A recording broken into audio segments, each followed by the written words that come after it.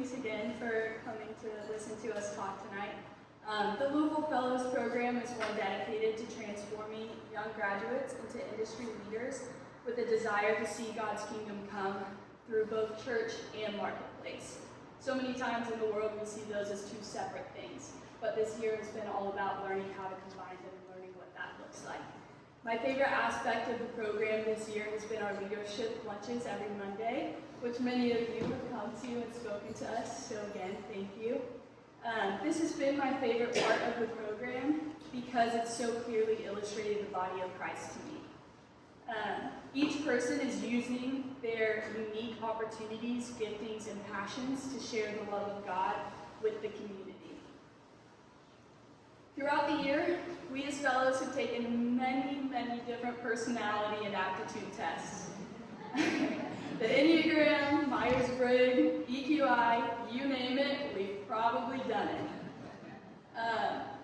So these tests have taught us a lot. They've confirmed things that we've already known about ourselves and also revealed things that maybe we were unaware of. One thing that I learned from these tests is that I'm an Enneagram type 8, which means that I like to be in control of things. Another test that we've done is the ENCODE. So this test helps us to identify core motivations. So what are the things that drive us? What are the things that get us out of bed in the morning? My number one core motivator was realizing the vision. So not only do I like to dream up possibilities, but I also like to see them brought to life.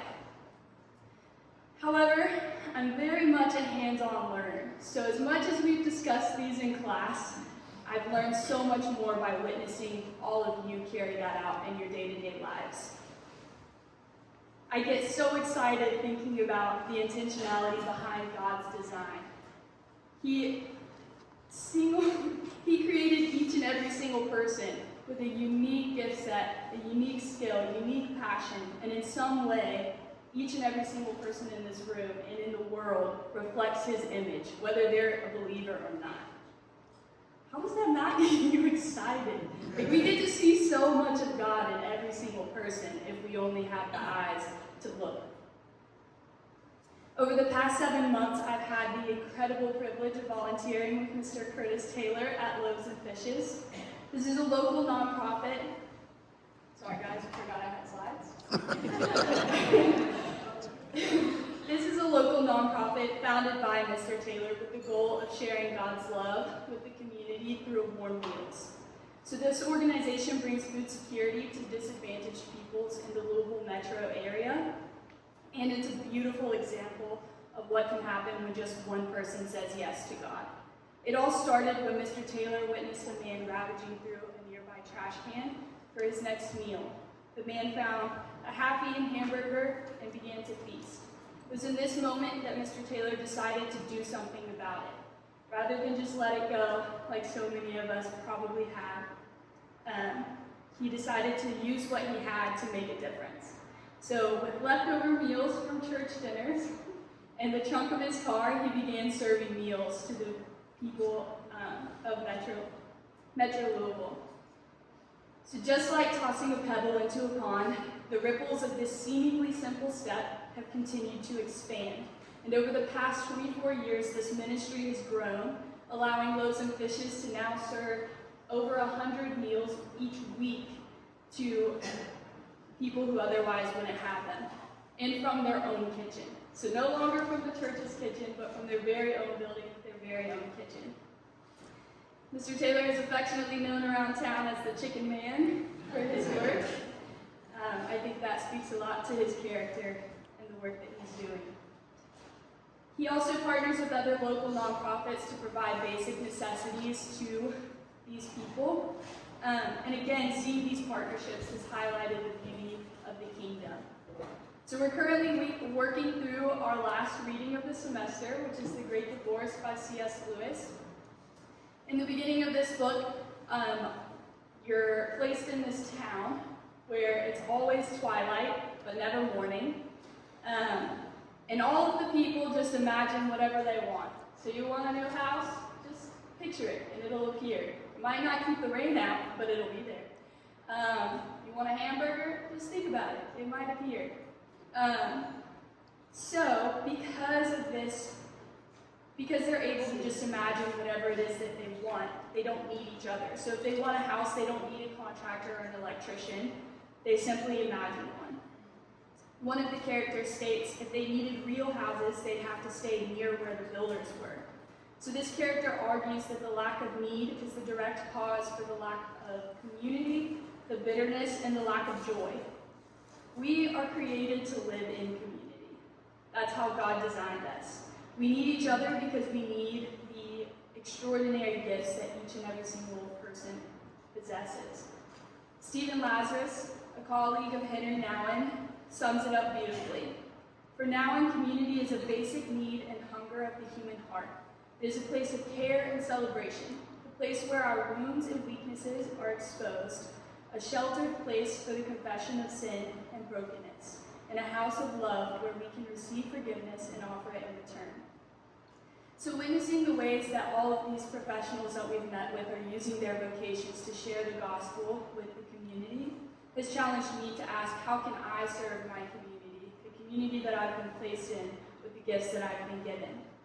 Remember, first, I've learned from watching Mr. Taylor and so many of you in this room that God can do a whole lot more with a mustard seed of faith than I can with an ocean of willpower. But like I said earlier, I'm an Enneagram type 8, which means I like to be in control.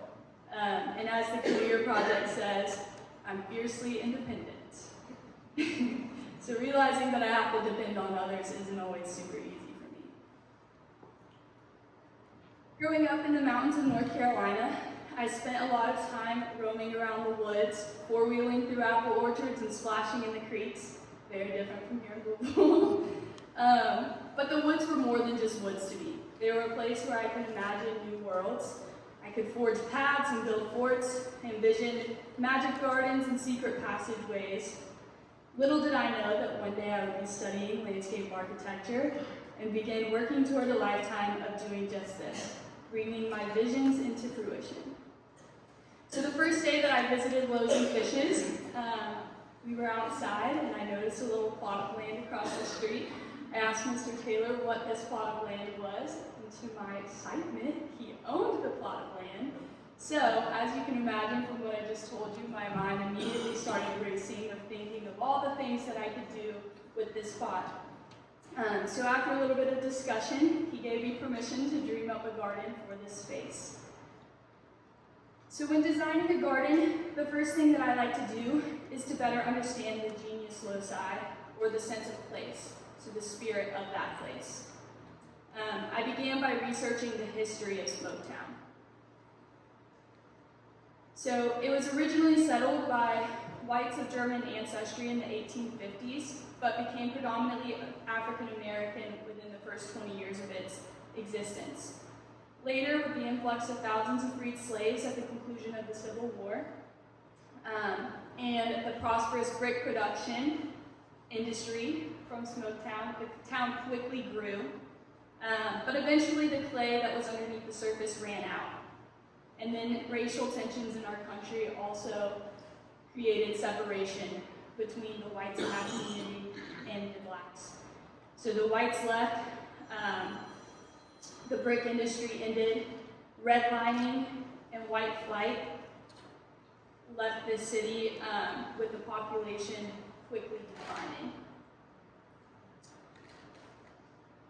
So the disinvestments that redlining created for this community has spilled over into modern day, creating new obstacles. One of these obstacles being food deserts. So 1 in 6 children in Kentucky experience food insecurity, and 1 in 9 adults. In 2017, Louisville Mayor Greg Fisher said that our city defines compassion as providing citizens the tools and support necessary to reach their full human potential. However, it's now 7 years later, and it's evident that Metro Louisville is not experiencing this compassion that he talked about. Most citizens living in Metro Louisville lack access to one of the most basic needs, food. So this quote talks about how 20 million Americans live at least 3 miles away from the grocery store. And while that may not sound like much, imagine carrying a week's worth of groceries home, 3 miles. As I stated earlier, I've been challenged to ask myself, how can I serve the community that I've been placed in with the gifts that I've been given? While I don't have money to donate, and I'm not a chef like Mr. Taylor, I do have a passion for learning and one for design. So I can design a garden that, Lord willing, will be a symbol of hope to a community. And I'm a sucker for symbolism. So the plot of land that the garden's going to be built on, it used to be a parking lot, so the soil is super compacted. There's also a mound in the middle of the plot that is thought to be trash, where the grass is just grown over. So not only is the soil compacted, but it's also contaminated. So to me, there's such a beauty in reclaiming a space like this, one that most people would write off as unusable and not good enough, especially when it's reclaimed in a way that can benefit others. To me, the production of food symbolizes future generations in Smoketown growing up to share their pebbles with the world, reclaiming the spirit of community. And have you ever stood at the edge of a creek with 20 plus kids throwing a pebble in the water? Because this year I've done it many times. And I don't recommend it, it's extremely stressful. But they make a lot of ripples. So the simple work that I'll do up front will hopefully become fresh produce that can be harvested. From there, the plant's going to continue to grow. The harvest can be prepared into meals that will feed hungry people. I can't make the seed grow, but I can plant it, and I can design the garden. Maybe, just maybe, one day this garden will inspire another garden.